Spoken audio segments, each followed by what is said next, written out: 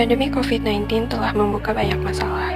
Salah satunya yang paling kentara adalah rapuhnya sistem pelayanan kesehatan masyarakat. Kondisi umum kesehatan Indonesia dipengaruhi oleh faktor lingkungan, perilaku, dan pelayanan kesehatan. Kesehatan masyarakat memiliki peran penting dalam upaya peningkatan sumber daya manusia. Terlebih lagi, saat pandemi ini kita harus makin semangat untuk menjaga kesehatan. Kesehatan adalah kondisi optimal dari pikiran dan fisik seseorang yang memungkinkan orang tersebut dapat menjalani hidup yang berkualitas dan produktif baik secara sosial maupun ekonomi. Kesehatan berorientasi pada upaya memaksimal potensi individu baik secara fisik, intelektual, emosional, sosial, spiritual, dan lingkungan. Kondisi jika kita menjaga kesehatan adalah terbebas dari penyakit ataupun segala sesuatu yang mengganggu sistem metabolik makhluk hidup, terutama pada tubuh manusia. Kesehatan merupakan bagian terpenting dalam kehidupan. Saya rutin seminggu sekali. Penting sekali menurut Ibu membuat badan kita bugar ya, dan kalau badan kita bugar sudah pasti pikiran kita juga jadi positif. Sayang sekali kalau mereka tidak berolahraga, karena dengan berolahraga, terutama untuk kaum remaja, maka bisa membuat metabolisme tubuh kita menjadi baik. Kalau metabolisme tubuh kita baik, maka saya yakin bahwa segala sesuatunya di dalam tubuh kita juga berlangsung baik. Pikiran positif, terhindar dari sakit penyakit, dan yang pasti kita bisa bekerja dengan baik. Faktor yang mempengaruhi selain berolahraga sudah pasti adalah makanan yang bergizi, kemudian tentu pola makan, pola minum yang teratur, dan pikiran yang positif selalu ada pada kita. Beberapa contoh menjaga kesehatan berupa 1. Berolahraga rutin. Olahraga rutin setiap hari dapat membantu mencegah penyakit jantung dan stroke, sebab olahraga akan memperkuat otot jantung, menurunkan tekanan darah, meningkatkan tingkat kolesterol baik high density lipoprotein, dan menurunkan kadar kolesterol jahat low density lipoprotein. Berolahraga dapat berupa jogging, bersepeda, basket, badminton, dan masih banyak lagi. 2. Mengonsumsi makanan sehat. Makanan sehat adalah makanan yang mengandung nutrisi yang beragam dan lengkap sesuai dengan kebutuhan tubuh. Gizinya harus lengkap dan memiliki kandungan karbohidrat, protein, vitamin, serat, mineral, lemak, dan air dengan jumlah yang cukup. 3. Tidur yang cukup. Tidur cukup berperan penting dalam menjaga kesehatan mental maupun tubuh. Meski telah menerapkan pola makan yang sehat dan olahraga yang teratur, jika tidak diikuti dengan istirahat atau tidur cukup, semua itu akan sia-sia. 4. Menjaga kebersihan. Lingkungan yang sehat juga memiliki manfaat yang besar bagi kesehatan mental seseorang.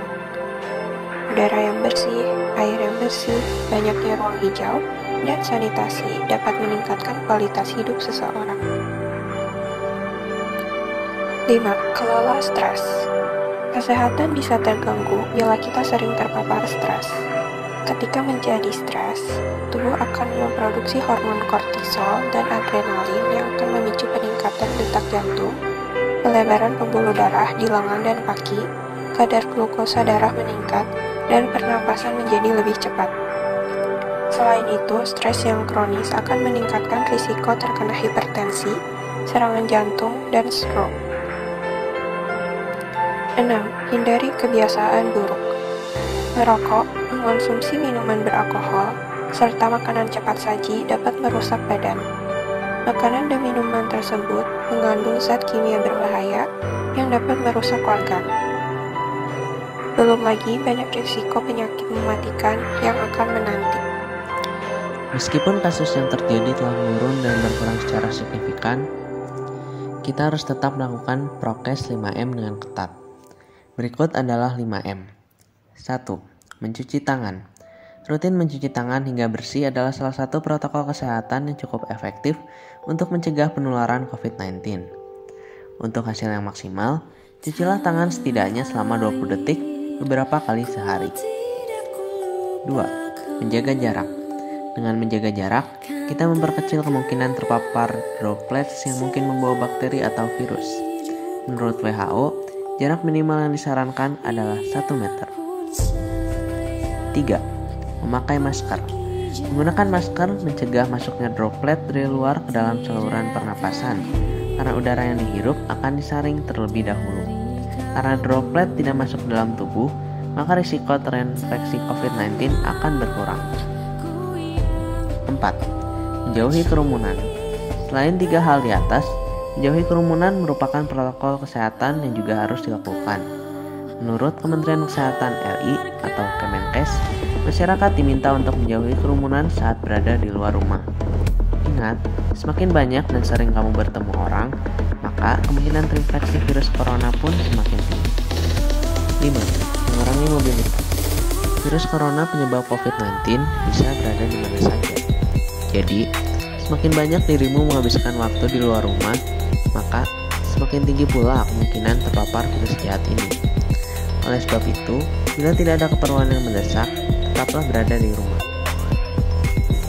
Menurut Kemenkes, meski sehat dan tidak ada gejala penyakit, belum tentu dirimu pulang ke rumah dengan keadaan yang masih sama. Pasalnya, virus corona dapat menyebar dan menginfeksi seseorang dengan cepat. Selain itu, seluruh masyarakat diharapkan ikut mendukung program vaksinasi dan mengikuti vaksinasi yang ada. Vaksinasi berfungsi menciptakan imunitas tubuh sehingga mampu melawan infeksi virus penyebab COVID-19. Dengan imunitas yang terbentuk, maka seseorang tidak akan jatuh pada kesakitan yang parah dan pada gilirannya menurunkan angka kematian. Dari tadi nih ya, ngomongin soal menjaga kesehatan terus. Emang apa sih manfaatnya? Nah, berikut nih manfaat menjaga kesehatan. 1. Kita dapat melakukan aktivitas dengan baik. 2. Memperkuat imunitas tubuh. 3. Menjaga kesehatan mental. 4. Meningkatkan stamina dan energi. 5. Menyernihkan pikiran dan juga tindakan. Dan yang keenam adalah mendorong kita untuk melakukan hal positif. Tahu gak sih? Menjaga kesehatan juga merupakan bagian dari komitmen berbangsa loh. Apa itu komitmen berbangsa? Komitmen berbangsa ialah keterikatan dengan penuh tanggung jawab untuk setia dan menumbuhkan kesadaran diri sebagai warga Indonesia. Semangat dan komitmen kebangsaan diri negara perlu diketahui bagi generasi kekinian agar tetap semangat dalam mempelajari sejarah dan meneladani para pahlawan. Perilaku dan tindakan yang dapat dilakukan dalam upaya meneladani semangat dan komitmen para pendiri bangsa, diantaranya adalah pandemi ini dapat dikalahkan dengan cara bersatu untuk melawannya. Pada saat ini, kita bisa melawannya dengan menerapkan prokes yang ketat. Dengan begitu kita menjaga satu sama lain, dan ini termasuk contoh sila Pancasila yang ketiga. Menjaga kesehatan dan kebersihan lingkungan sekitar bisa kita lakukan dengan selalu memakai masker untuk menghindari COVID-19. Memiliki kesadaran untuk menaati peraturan-peraturan yang ada dan menerapkan nilai-nilai sila Pancasila. Sedikit menyinggung nilai choice, cerdas berarti berpikiran terbuka dan bisa mengontrol diri dengan baik, otentik dalam diri sendiri, dan juga selalu bersikap selaras. Solider bersifat mempunyai perasaan senasib, mau berempati dan mau bersimpati. Berikut ada beberapa sikap yang juga perlu dikembangkan, antara lain mengutamakan pentingan bersama, persatuan untuk menghadapi pandemi melalui menjaga kesehatan, dan menaati aturan pemerintah.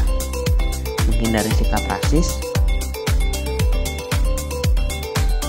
Boleh, karena kita sebagai warga Indonesia saling menghargai satu sama lainnya, mau itu beda suku, ras, dan rendah hati, menghargai serta menjaga kerukunan sama warga. Ikut serta dalam acara sosial seperti bagikan masker, maraton, organisasi, lomba, ataupun gerakan berolahraga. Mengkampanyekan gerakan jaga kesehatan melalui medsos, mengharumkan nama bangsa. Yang berhasil itu yang setahu ibu beberapa, yang pertama Susi Susanti, bulu tangkis ya, terus juga Anthony Ginting, terus juga Lilian Natsir, gitu sih. menjadi atlet profesional berarti yang pertama kita harus siapkan mental kita. Terus yang kedua kita harus rajin berlatih setiap hari. Jangan sampai kita malas-malasan. Kesehatan adalah aset yang paling berharga. Iya, tidak bisa dibeli dengan apapun. Berinvestasilah dari sekarang. Jangan lagi menunda. Lakukanlah sekarang. Jangan lagi menunggu. Sebab waktu tidak menunggumu. Penyesalan akan datang di akhir waktu yang tak dapat diputar kembali. Setiap langkah, sekecil apapun langkah itu, akan sangat berarti bagi kita dan orang lain. Ingat, komitmen ini adalah komitmen kita bersama. Komitmen yang timbul dari setiap pribadi dan akan kembali membawa dampak positif bagi setiap kita.